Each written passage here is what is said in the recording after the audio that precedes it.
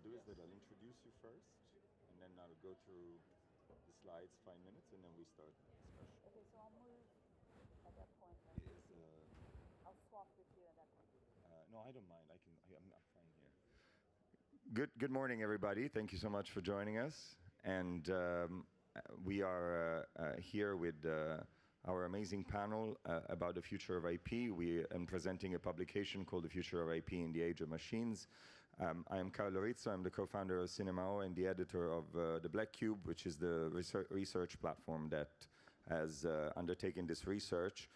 What I'm going to do is that I'm going to briefly introduce the panel, and then we will go through a little bit of the findings of the research, and then we'll go onto our discussion. I'll try to be as quick as possible. But here we have Angela Dunning, a lawyer from the US, based in California, a partner at Cleary Gottlieb, and Yannick Bossenmeyer, who's the CEO and CEO of Cascade 8 and co-founder of Logical Pictures, Eric Svilic, who is the founder and CEO of Encipher, and Elisa Alvarez, who is the managing partner and for global intellectual property at Tower Peak Partners. So I'm very delighted to be here, and it's an amazing array of perspectives on what the future of intellectual property is going to be, from an investor, technologist, a hybrid producer, technology and investors, and a legal expert and scholar and practicing attorney. So what I'm going to do is that I'm just going to briefly give you the context. This project started about 6 months ago. We really wanted to, we were really asking some questions and about what's going to happen with machines generating content, and the starting point was a conversation with Elisa and Elisa's team in October, in which we realized that we were asking ourselves the same question, and that triggered this idea of going deep and interviewing industry players at the frontiers of IP development and sharing and valuing, and really try to take also a value perspective, a value chain perspective, and an investor's perspective. And then we were lucky to have Eric coming on board and also supporting the research, with being Eric someone who, with Encipher, has a really deep interest and influence in how we are establishing a provenance infrastructure. So we got together, and I don't know if this sounds like a large or a small number to you, but one of the things we realize is that everything we figure out now, everything we found out now, is going to be obsolete within a matter of 6 months. So we tried to find a balance, and we interviewed 28 people within a space of 2 months. We went to print last Sunday, and then we arrived with this one in Cannes. I think speed was of the essence because of the nature of the subject, but we tried to cover as much as possible the span of the industry, bringing lawyers, of course, in the forefront, but also technologists and founders and producers and industry experts, all being interviewed and asked deep questions about what is the future of IP from a value chain perspective. So what I'm going to do is that I'm going to give you a very brief overview of some of the findings, but then we'll go deeper into the conversation with our panel. And the publication is going to be available today for free for everyone on our website, which I'll show you at the end. And we also have it in print, and you should be receiving at some point a quick summary of it as well, that will allow you to also take a look at the content. But so the first thing, there are new risks emerging, and of course new solutions. Attribution, the very pillar of IP development, and is obviously, there's new uncertainty generated by AI-assisted production. The legislation is still adapting, as we will find out with Angela, and the industry is self-regulating, and there are newer insurance products that are emerging, but they tend to be quite expensive, and it's an interesting space to look at with insurance tech. Provenance enforcement is a new mantra, I think, right now, and not just because Eric is here, but because it's really important.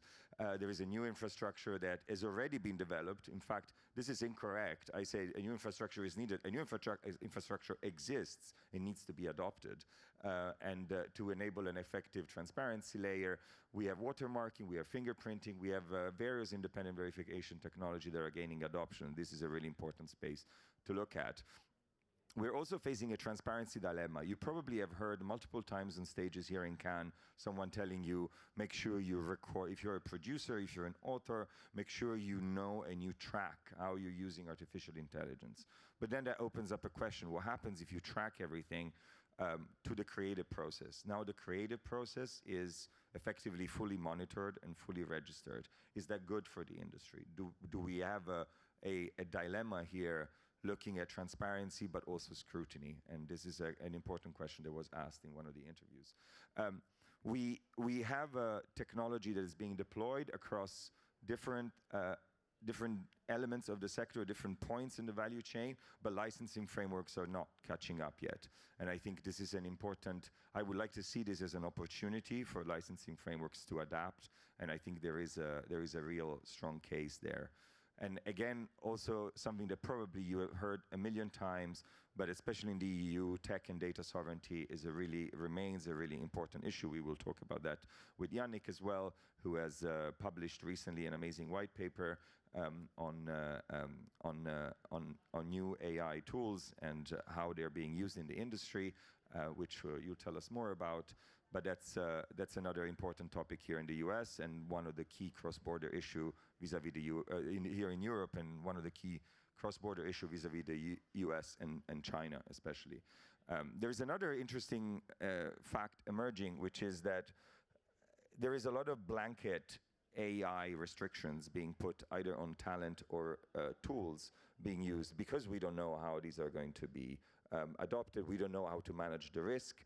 And this is actually bringing us to a point where talent and resources might be underutilized, and we should be looking at how we develop greater transparency and certainty to make the most of the talent and the tools that we have. But there are also great opportunities that I think are important mentioning and looking into. Again, everybody talks about IP as an ecosystem these days, but what does that mean in practice? It means that the source assets are really key. And it's important, especially from an investor's perspective, to look at these source assets and what potentials they have. And again, also the question of what is really truly the impact of AI tools on IP development, and probably the most important impact is that we are entering an era of rapid prototyping for film products and audiovisual products, where the cost of failure comes down. It's not about changing and transforming as much the high value end product, but it's about getting more new products in the market that can be tested more easily and sort of shorten the time to market, which in our industry tends to be quite long. Another really important opportunity, which is that when thinking about investing in a piece of IP, data and the data that is connected to this IP now becomes an asset, which is almost as important as the idea. And it's not about necessarily buying data together with IP rights, but it's about buying access to that data. And it's going to be very important going forward what data comes with your IP asset. And also, if you are a creator or a producer, what data you have access to that you can pitch to your funders or to distributors, that you will be able to share and you will be able to package as a way of increasing the value of your asset. Then, of course, there is participatory IP and the way in which fan engagement we have here. Phil McKenzie, who was one of the people that we interviewed and who's developing a new product in this respect, is really the future prospects here is a huge market, and there is a strong demand from fans to be part of IP development, and this is an area that we should be watching. There is a broader area also that is important to look at, which is we talk about chain of titles, but really now titles are becoming networks. And we are seeing audiences becoming creators, becoming investors, and we are seeing talents becoming creators, becoming investors, and becoming IP holders. And this intersection of roles means that there isn't a linear chain of title anymore out there, and we should be looking at interoperability of data formats and channels more and more, and there are important initiatives in this respect. There is a company called ValueNode, which I would recommend you look at into in the interview in our publication, which is also doing this work at the EU level, and it's very important work, fully integrated within Cypher as well. And something that I really care about, which I think we shouldn't forget, all our discussions tend to be about the digital world and where we are in the digital world and the sort of ephemeral assets. But the reality is that the more we work and we see ephemeral assets, the more these become part of our life, the more there is going to be demand from people who are producing high-value assets to also store them and protect them in physical formats. We interviewed the founders of the Arctic World Archive, which is almost like a seed bank. In fact, it's next to the seed bank in Svalbard, and it's protecting with a physical infrastructure under the permafrost of Svalbard the most precious cultural IP in an immutable format that could last 2,000 years. It sounds like a wild thing, but the reality is that a demand for preservation for physical IP assets is emerging, and I think it's very important to remember that we don't just live in a digital world. So I'll finish this. The full research is available in print on our website. Please email us if you have any questions, but now we should go back to our amazing panel. So thank you all for being here. And again, thank you, Elisa and Eric, for your support throughout the process of bringing this. And thank you, Yannick and Angela, for being here. And Angela, especially for you, for traveling all the way from the US to be part of this. We're very, very grateful. And perhaps, Elisa, I'll start with you, if that's okay, because we started with this investor's perspective. So we really want to know, from your perspective, what is the outlook of the IP market, and what is most exciting that you see ahead? As a firm, as a private equity firm, backed by institutional investors, we are very bullish about the potential for intellectual property, particularly in the entertainment and sports space. So this is where we are focusing at the moment. And the main reason for the firm to have taken the decision to bring IP and entertainment in particular into one of our areas of focus is the nature of the IP as an asset, the ephemeral, as you mentioned, nature, how differentiated it is in the market, but primarily it fits into our own ethos as a firm to bring value to investors through focusing on industries in transition with high barriers of entry and perceived at the time when we come in as a niche. So IP fits into this framework perfectly. And we see enormous opportunity. Me personally, having been in entertainment for now well over 20 years, 25 years, we do see that the cycles come and go. And right now, thanks to as it has been in previous cycles, technology has informed the changes that, the very structural changes often to economic models that the space has gone through in the past, except that now it's accelerated by unprecedented use of technology. Of course, with that instability and the new economic models come uncertainty, and which is not a feature that most investors deal with comfortably. We like to say that we are comfortable with instability. We know how to navigate those cycles. And there's room for great expansion and great achievements from, as we see them, both from creative and commercial perspectives. And we as investors are excited to be supporting those changes. Thank you, Lisa. And maybe Yannick, I wondered whether you have this multiple perspectives, both because you are a producer, but you also invest in other productions and you run a technology company.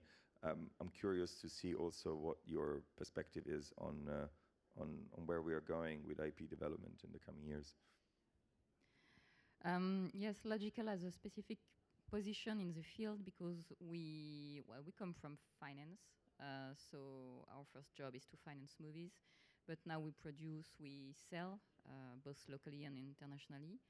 And we have this tech subsidiary, Cascade, and so we have this trend to try to innovate in what we do. So of course we love tech. We worked with blockchain, with Web3, and for a few years about AI. We use AI in different ways.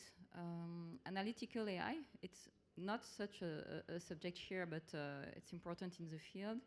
We use it, for instance, for block frames. That is a tool, software, to manage film revenues.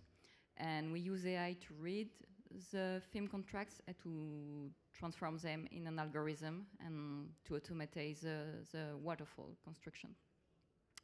But there is no IP subject here. The IP is more, of course, on the creative side. And I really see two trends in the company. The AI lab indeed is an advertising subsidiary called Loveboat. They are really willing to use it, and they use it already. They produced an ad for Salomon, Shaping Your Future, that is 100%, well, not 100%, 80% AI generated.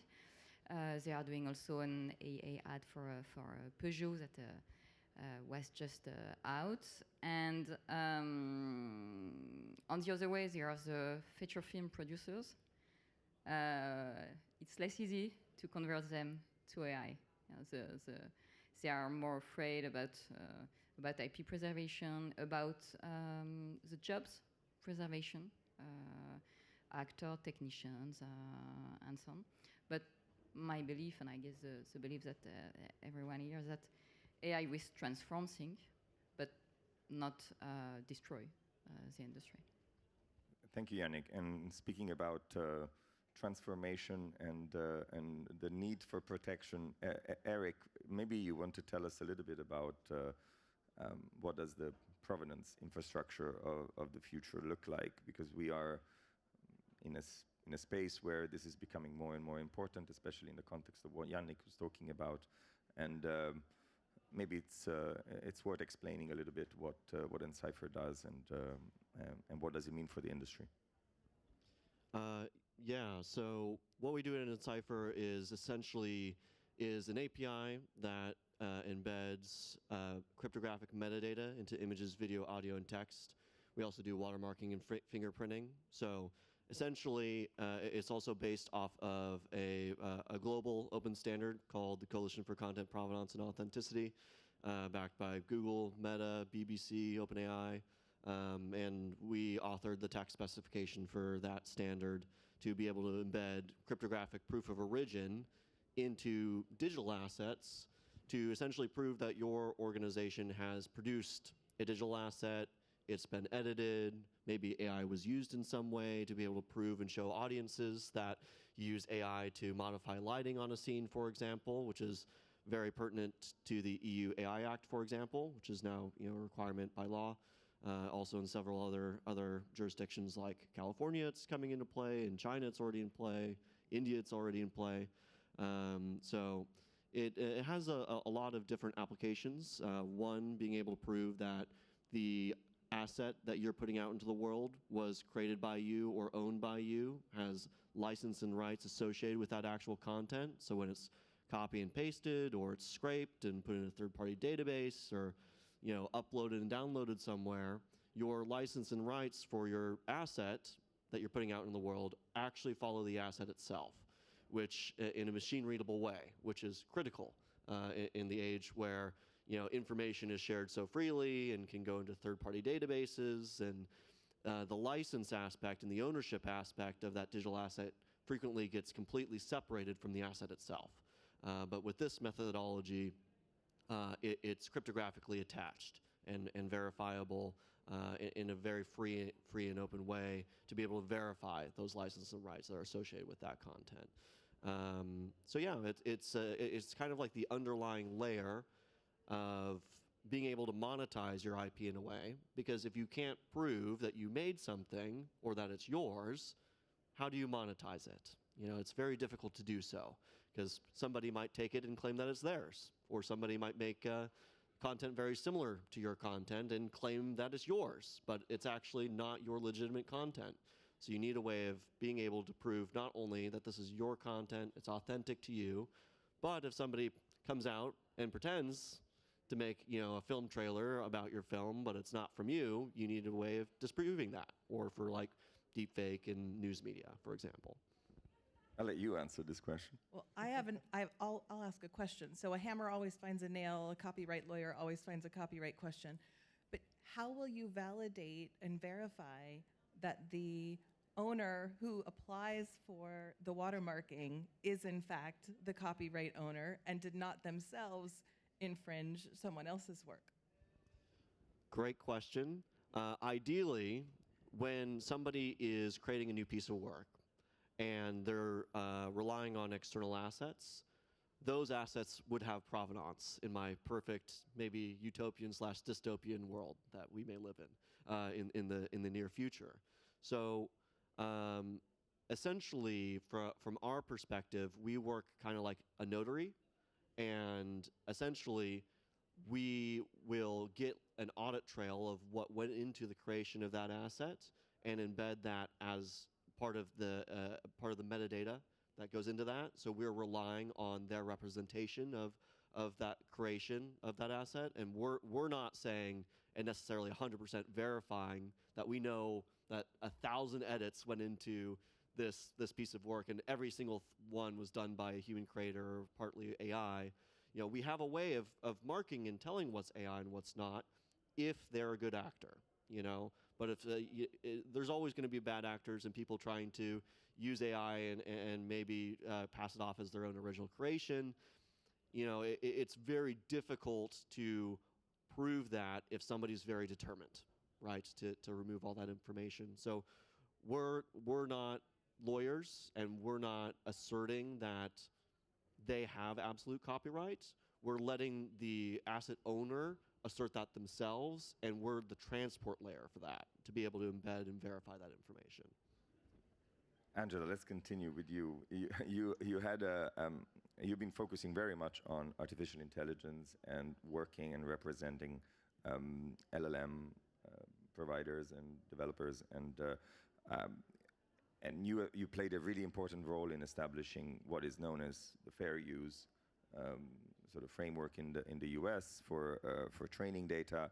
So I'd like to know from your perspective what your reactions are to some of these conversations, and what do you see as the most important developments that in the legislations we will see happening soon that will affect how we create and develop intellectual property?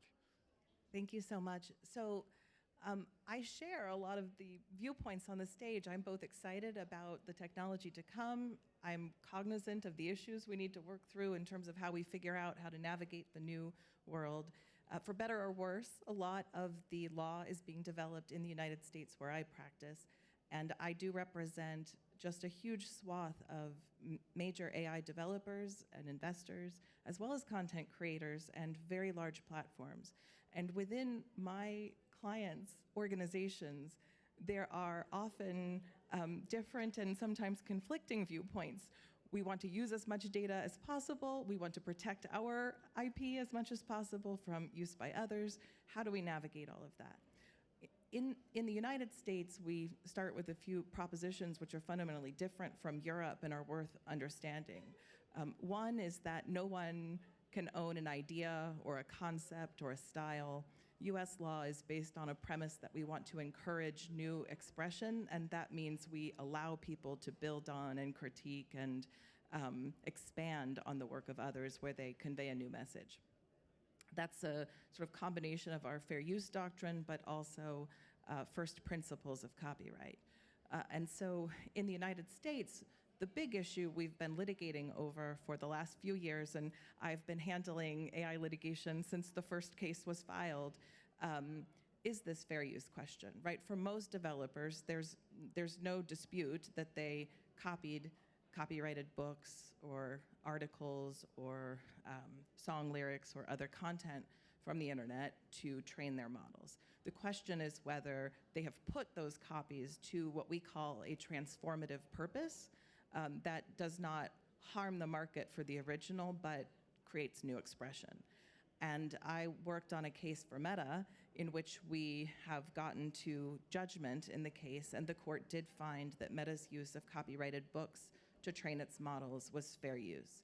The court found that this was spectacularly transformative, that it enables an entire array of new content to be created. There were no allegations that anything coming out of the model looked like something that it was trained on. And there were no allegations or facts brought forward that plaintiffs had sold any fewer books or lost any revenue because of this training. And so that combination of facts led the court to find that it was fair use. We had a similar ruling in the case that was filed against Anthropic and the Claude model, and the court found that that was fair use. The two courts differed on whether it matters where that data comes from. In the case of Meta, the court found it didn't. Meta put the data to a fair use, it created something new, and that was fair. In the case of Anthropic, the court found that because it had downloaded content from certain websites that it called pirate websites, that could not constitute a fair use at the judgment stage, which set up a potential for liability in the many tens of billions of dollars, and ultimately led to a settlement that Anthropic entered across the class of about it was 1.5 billion. That settlement was just before the court for final approval last week, and we are expecting final approval this week, which means those book authors, there are about 450,000, will receive about $3,100 per work for use of their books to train Claude, but not for the training part. It's for the way that Anthropic downloaded the works. At the same time that many, many cases across the ecosystem remain to be decided, OpenAI, NVIDIA, Apple, Google, the list goes on and on, we are seeing markets develop, as Carlo said, for access to data. So it's not licenses for copyright. I'm paying you to use your copyrighted work. The developers would say that that is fair use and permission isn't required. And yet we're seeing huge data deals being done, because where you can find access to huge volumes of data, the volumes needed for effective AI training, and where that data is clean and it has the metadata required and it is in the format that's necessary for training, that is a tremendous service that companies will pay dearly for and are happy to pay for. And so we're seeing that develop, that market, at the same time that we are actively litigating the fair use questions, and expect to be doing that through appeals for possibly the next 7 to 10 years. Thank you, Angela. And I think this goes also back to at a very practical level. And Yannick, I want to come back to you also. It comes back to the point of how do we use the tools that we use? What do we know about the tools that we use? What do we know about the data that is behind the tools that we use? And you just published a white paper with Cascade 8 that went into quite a lot of depth into some of the most popular tools that are used in production, and you also assess them in terms of their long-term viability, and sort of also made a good argument about what to look at when you don't know where the data resides and where the contractual aspects of the tools will take you in terms of jurisdictions. So can you tell us a little bit more about your findings and what does it mean? And I guess what we're trying to figure out is really how do we create value now? So it's in that perspective that I'm curious to know what you found out.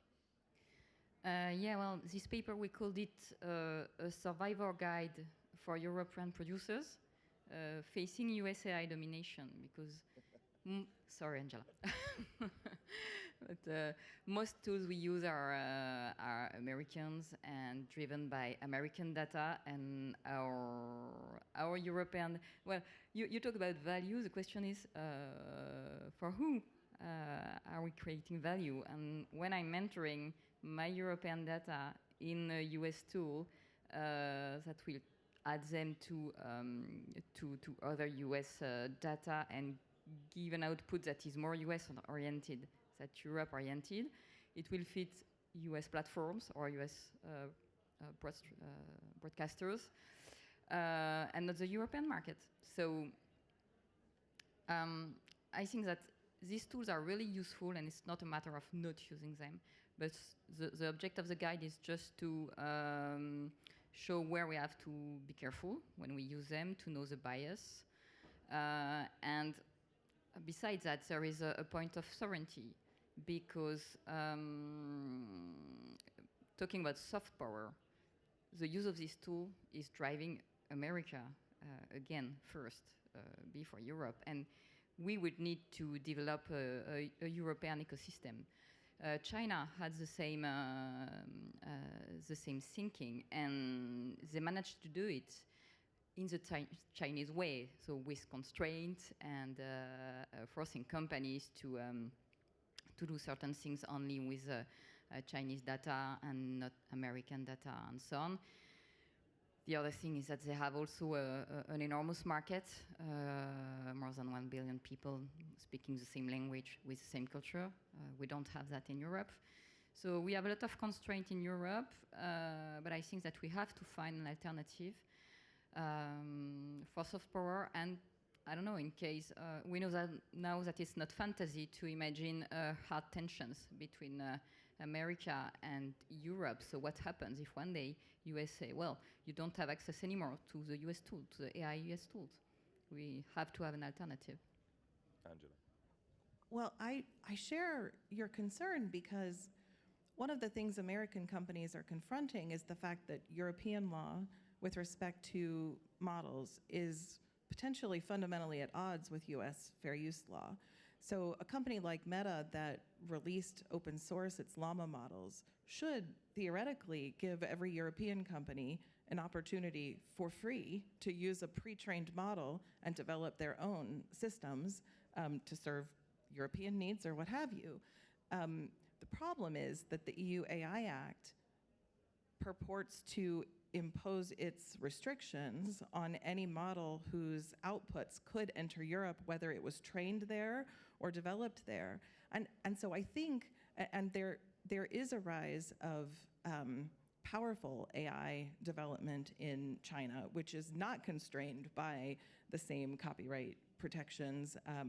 They also used, for instance, Llama to develop DeepSeek, and they are operationalizing that at a faster clip. And so in some ways, Europe and European regulation has constrained what can be developed here in furtherance of the European economy, which I think should be concerning to everyone.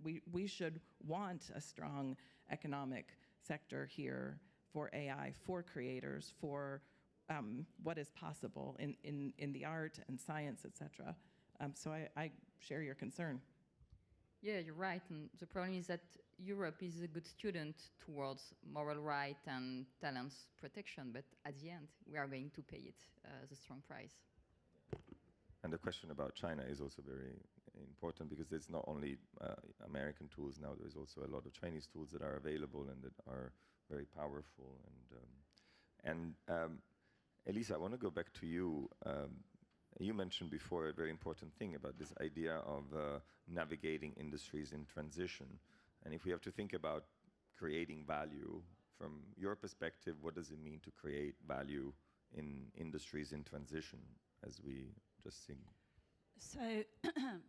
So I'll speak to my own domain within the firm, which is entertainment and sports.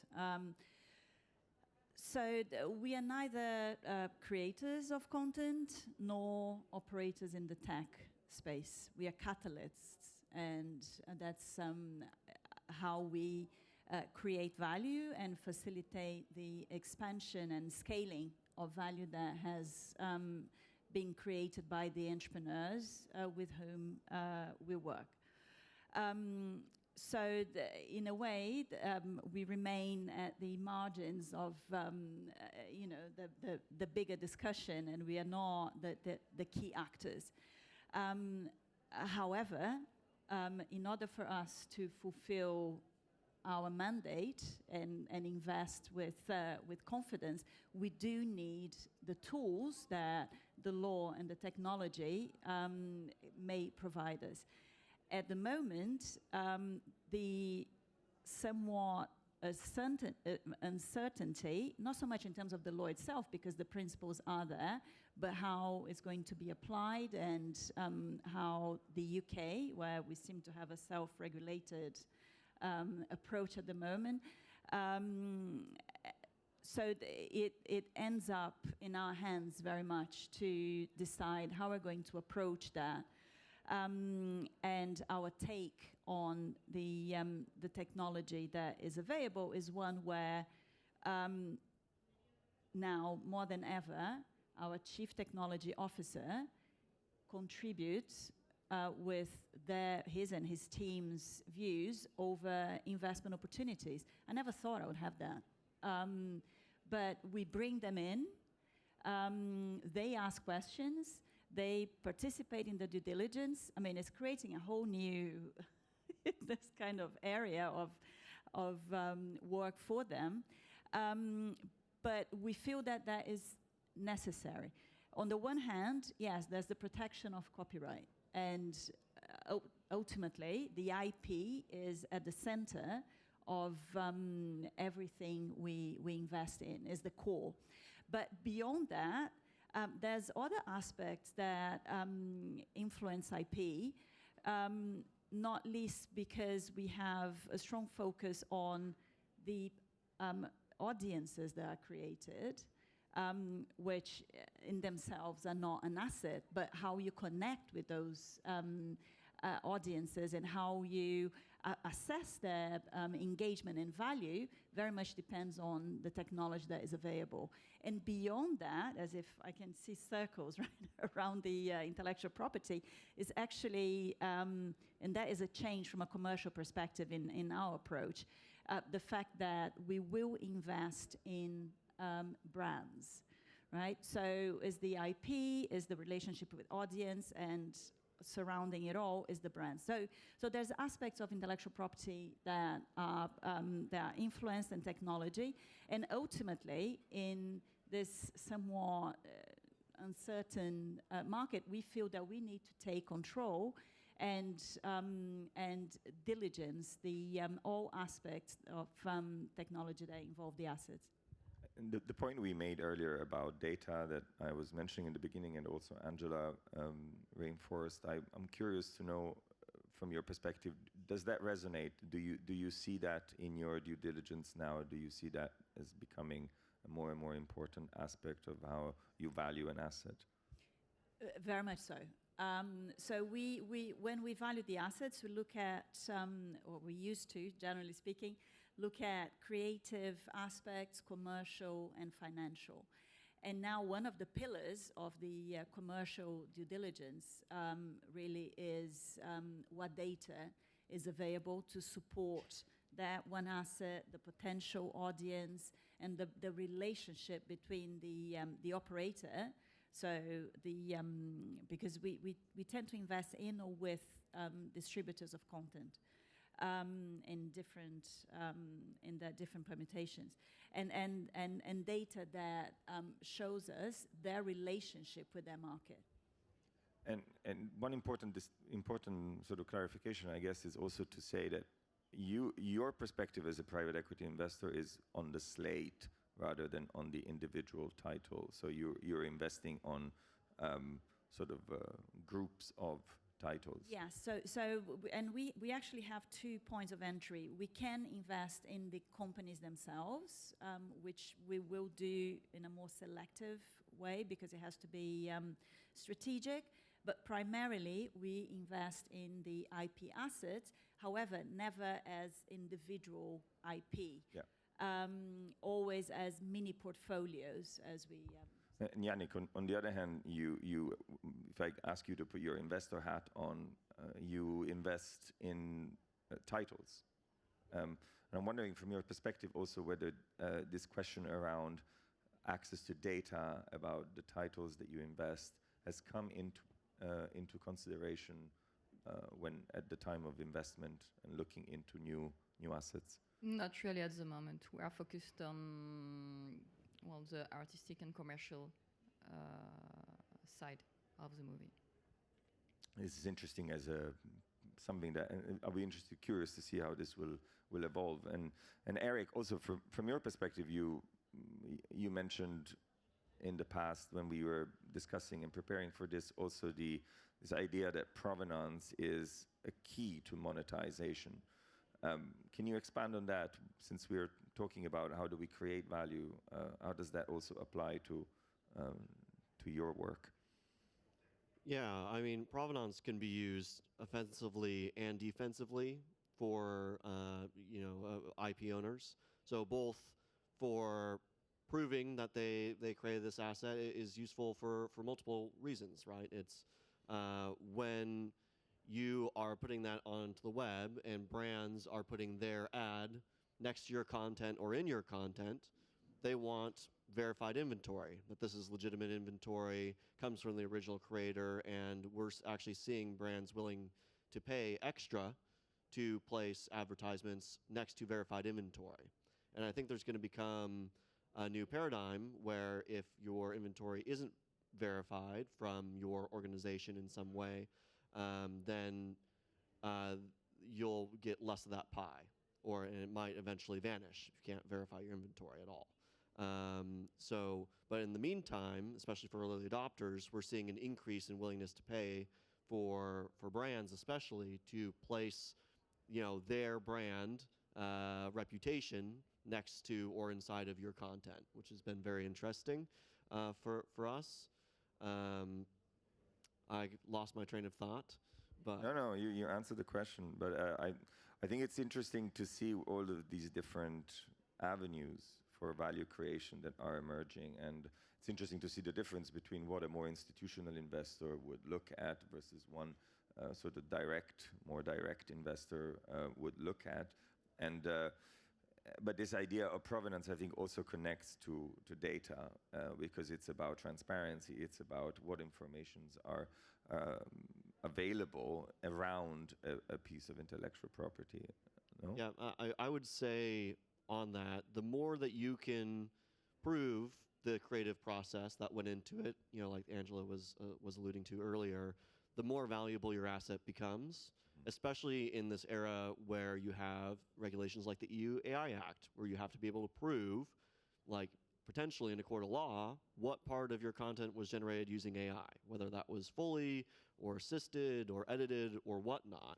And so those that are looking to invest in your film, if you don't have the ability to do this, and then it becomes a regulatory problem, could be an issue not just for yourself, but for your investor as well, if you don't have that capability. But that is the defensive position. Yes, that's defensive. The offensive, opportunistic position, I think, is also an interesting one to explore. And Angela, we spoke about this idea. It was a speculation. I don't even know if it's true or if it will happen, but I'd love to know your view of whether a new market for data is emerging, almost as if Because obviously the reaction is a protective one. We talk about insurance products, we talk about provenance infrastructure, but then at the same time, you mentioned earlier, there are data deals happening, and it's possible then, even without having to go and look at large language models that are being trained on masses of data, even if we think about producers that are trying to create their own safe clusters to create their work without having to worry too much about sort of IP infringement risk, maybe there is a new market emerging. I love your view on that. There definitely is a new market emerging for data and for new approaches to training, but if I can sort of pan back for a moment, I mean, I come to this stage not just as a lawyer who's been litigating over brands and trademarks and copyrights for more than 25 years, but as a lover and connoisseur of film and art. I'm married to a writer. I mean, I think we live in an extraordinarily exciting time. These are new tools of creation. They are new, powerful tools of creation in the hands of human creators. And there is a way to navigate this new world that allows us to continue telling our stories, but gives us new ways to do that. And there's a way to protect that and to own it and to promote it and to make money off of it at every level of the value chain. At the most basic level, I come from the US, so I focus on US copyright, but my firm is located throughout Europe, and we have clients here and everywhere. In the US, the US Copyright Office was touting just a couple of weeks ago that they have registered thousands of works that used AI to augment or underlie the creation of new works, works of visual art, film. Film has so many different layers of copyright in the script, in the score, in the actual shooting of the film. And there are ways to use these tools that don't risk human authorship. I litigated a big case years ago where a monkey sued for copyright infringement. And the big takeaway in the US was a monkey can't own a copyright. Also, don't lose against a monkey in court. That's career limiting. I didn't. I'm still here. But human authorship is required. So what that means is AI cannot replace humans. It cannot replace human creators. AI is but a tool that human creators need to make. So you should use these tools. You should document to some extent. You should try to know where the data is coming from. You should avoid creating things that infringe the works of others in the outputs or the final production, because that would encroach upon rights that we've all had for a very long time. But I think at the end of the day, if we approach this as a new challenge, but actually one that enables a really exciting explosion of potential new forms of creativity, we will find the value in every level of the chain. We will find ways to make money, because I don't think humans are done telling stories and sharing their experiences anytime soon. And the value will ultimately be dictated by whether or not there are audiences, fandom, that once having access, of course we need to promote the access, curate the access even more, but that's where we'll see value or not. I think the ability to establish copyright ownership is a condition for the monetization. So yet another tool, certainly from our perspective, a complicated and very important tool, nevertheless, but a tool to allow us to commercially exploit it, so monetize it. And one more quick point on the offensive or monetization of provenance is, at least in Europe, new models that are being created need to be able to verify the provenance of their training material. So if you're creating new assets and creative works, however they may be created, and you have that provenance chain, that is now inventory for the creation of new, potentially European creative models, where if you don't have the ability to do that, that's not a monetization avenue for yourself, right? But if you do have that, maybe you can help create Europe's new digital model, right, by verifying your inventory. I would like to thank you, everybody. I would like to leave a little bit of space for questions. We have a few minutes. If you can keep them concise. And the lady at the back was the first. Maybe I'll just... is there a roving mic somewhere? Oh, yes. Thank you. Thank you. Phil. Hello, I'm a US lawyer working in films, but I wanted to ask you, the word data has been used, I think, in a number of different ways when you're talking about the value of data and licensing data, but then you're talking about training on the basis of data.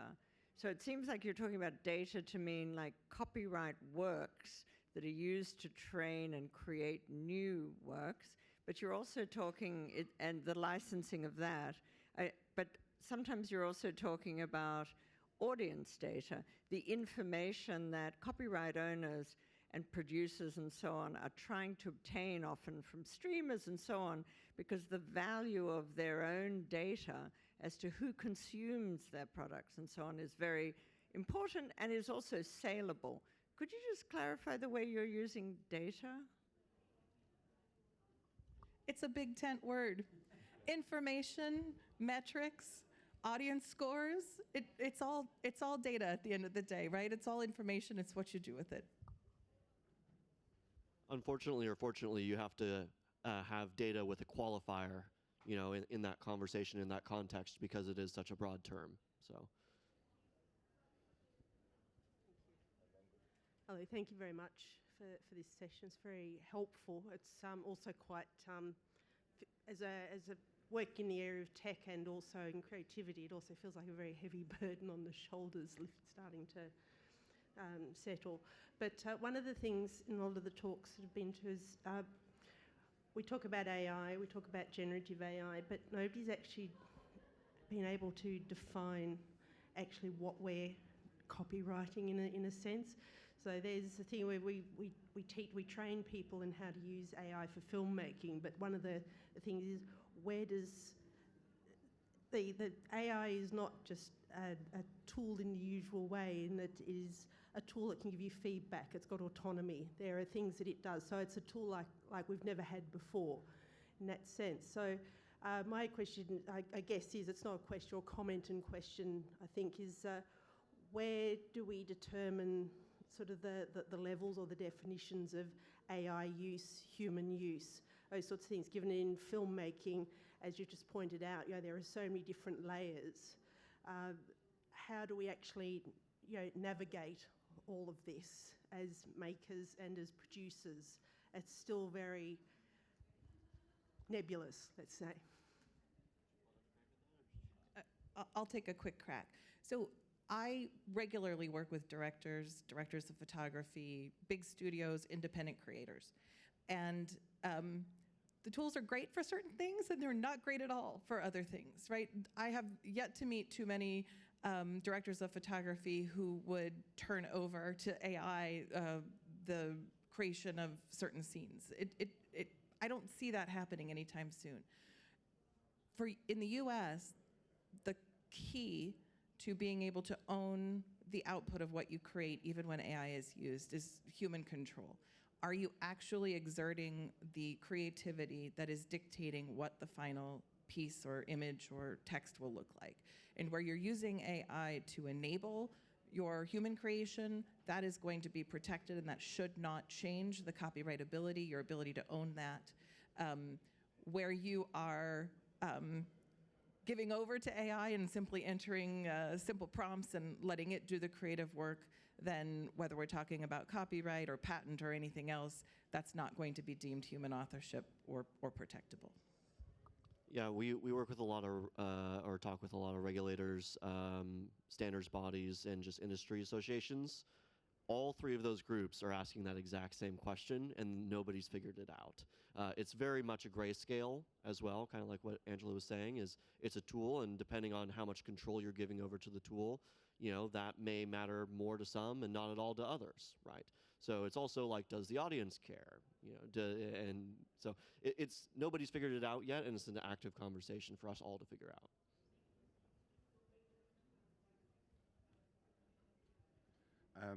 Thank you all, because I think it's been a fantastic discussion, and Phil from Goldfinch and also Engine that Carlo kindly referenced and is featured in his fantastic report, but more of a comment than a sort of straightforward question maybe, but and Elisa kind of touched on this right at the end, which I thought was great, which is the technology in this disruption that we're seeing ultimately needs to be used for the fans' benefit, for the audience's benefit, because we can, and for sure there's an opportunity, and then there's a huge need at the moment for infrastructure to be built around all of the fantastic comments that have been made. But we saw this in Web3. Everyone piled into Web3. It's all about community engagement, creator tools. And actually, we came at it from a different angle with a platform called MyCo. We grew that in 3 years from 1 to 40 million with the idea of rewarding the user, putting the power back in the hands of the audience. And I think there's not a worry about it, but there's definitely, you know, we definitely need to think with the audience in mind, I think, across all of the industry, but definitely when it comes to the tech side too. And that's where I suppose Engine for us comes from, creating the rails for fan fiction and participatory IP to happen. Because if we're not thinking fan first, then, you know, kind of why are we doing this at the end of the day? So again, more of a comment than a question, but thank you, Elisa, for kind of at least kind of starting the ball rolling a bit as well. There is one more question over there, and then I think probably, if no one kicks us out, we'll do another one here. And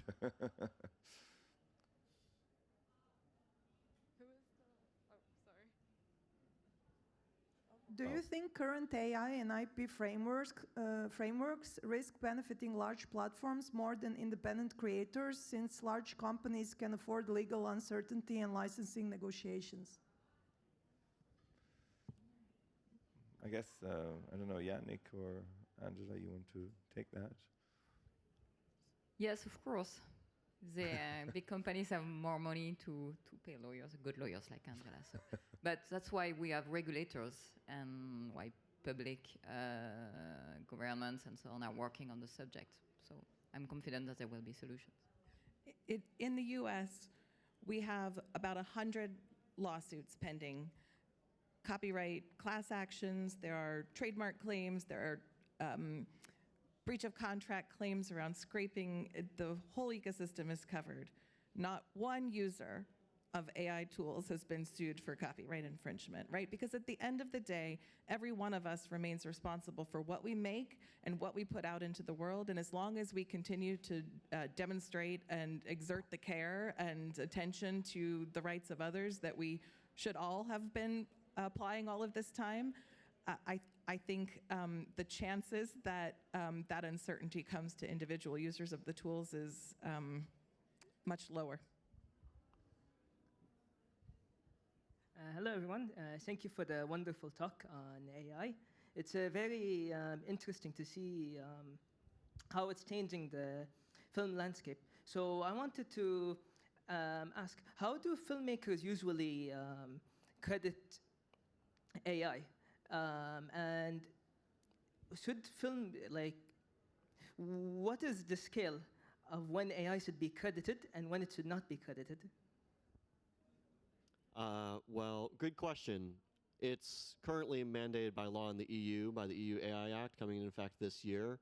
Even if there was just a small modification or edit to your film, that needs to be machine-readable metadata embedded into the file itself. It cannot just be part of the credits.